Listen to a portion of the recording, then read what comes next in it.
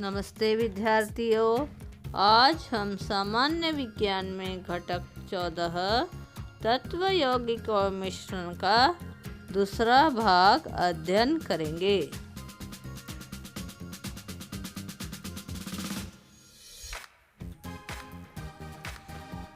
सामान्य रूप से तत्वों का वर्गीकरण दो समूहों धातु और अधातु में किया जाता है।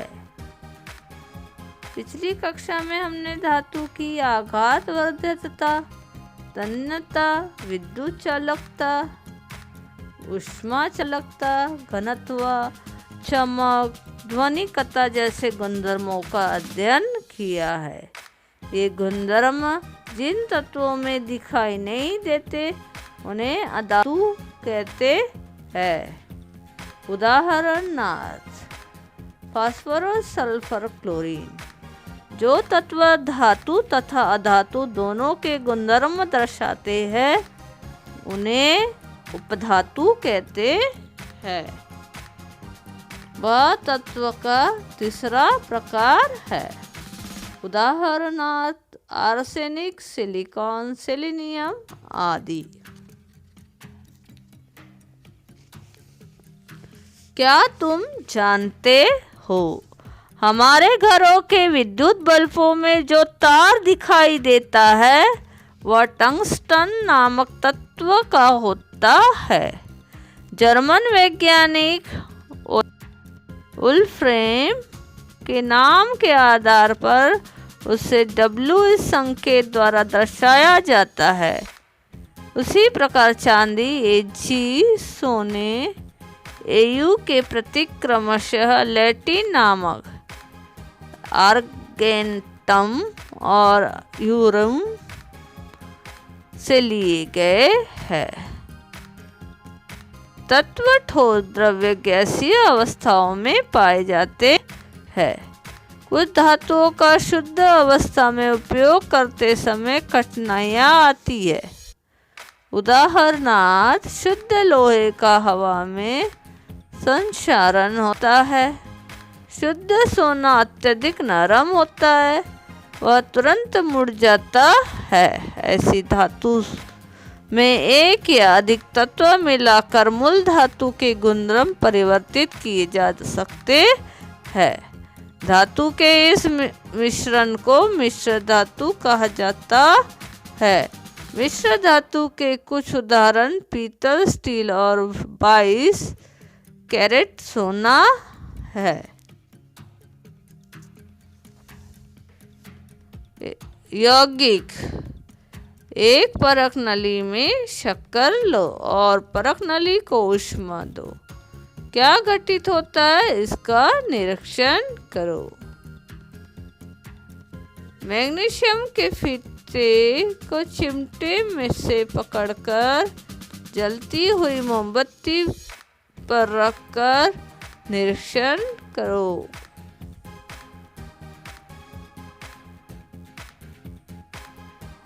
प्रथम उदाहरण में शक्कर पिघलती है और बाद में पानी की वाष्प बाहर निकलकर काले रंग का पदार्थ शेष रहता है। यह काले रंग का पदार्थ कार्बन होता है। अतः शक्कर नामक पदार्थ कितने तत्वों से बना है?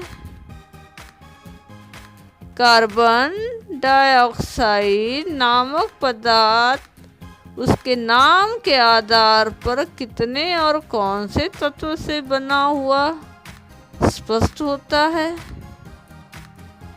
2 या 2 से अधिक तत्वों के रासायनिक संयोग से निर्मित होने वाले पदार्थ को यौगिक कहते हैं।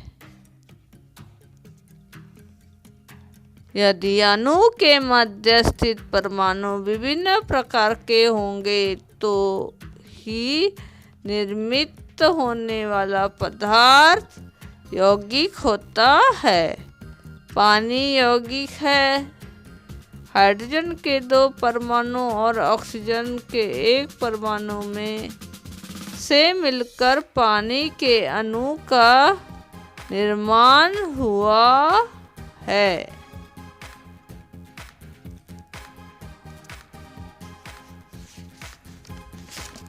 हाइड्रोजन ज्वलनशील है, वह स्वयं जलती है। ऑक्सीजन ज्वलन के लिए सहायक होती है, परंतु इन दोनों तत्वों के सहयोग से बनी पानी या यौगिक आग बुझाने के लिए उपयोगी सिद्ध होता है। अर्थात यौगिक के गुणधर्म उसके घटक तत्वों के गुणधर्म से भिन्न होते हैं। यौगिक को लिखते समय उसे तत्व की तरह ही संक्षिप्त रूप में लिखा जाता है। यौगिक के अणु में दो या दो से अधिक तत्वों के परमाणु रासायनिक संयोग के कारण एकत्र आते हैं। इसलिए यौगिक को लिखने के लिए अणुसूत्र का उपयोग किया जाता है। यौगिक में उपस्थित तत्वों के संकेतों और परमाणुओं की संख्या की सहायता से प्रदर्शित यौगिक के लेखन को अणुसूत्र कहते हैं।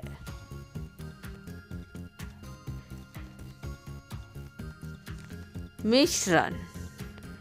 विभिन्न तत्वों या यौगिक को मिश्रित करने पर मिश्रण तैयार होते हैं। मिश्रण के विभिन्न घटकों का अनुपात निश्चित नहीं होता है।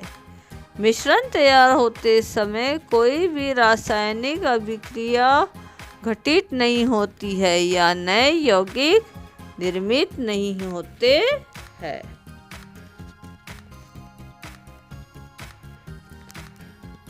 तुम्हें याद होगा कि यदि हमारे दैनिक जीवन में खाद्य पदार्थ में अनावश्यक पदार्थ मिश्रित किए जाए तो उसे हम मिलावट कहते हैं।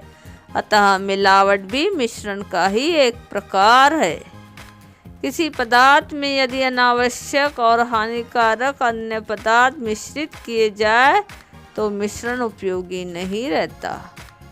ऐसे समय हम मिश्रण से अनावश्यक घटकों को अलग करते हैं। इसके लिए छानना, चालना, चुनना, बिनना, पछोड़ना, चुंबक घुमाना और उद्पातन जैसे आसान सरल पद्धति का उपयोग किया जाता है। आसवन विधि। गोल पिंडी के एक फ्लास्क में थोड़ा नमक घुला हुआ पानी लो। आकृति में दिखाए गए अनुसार सभी वनस्पतियाँ तैयार करो। लोहे की जाली पर रखे गोल पेंदी के फ्लास्क के द्रव्य को ऊष्मा देना प्रारंभ करो। शंक्वाकार पात्र का निरीक्षण करो। धीरे धीरे शंक्वाकार पात्र में पानी की बूंदें गिरती हुई तुम्हें दिखाई देंगी।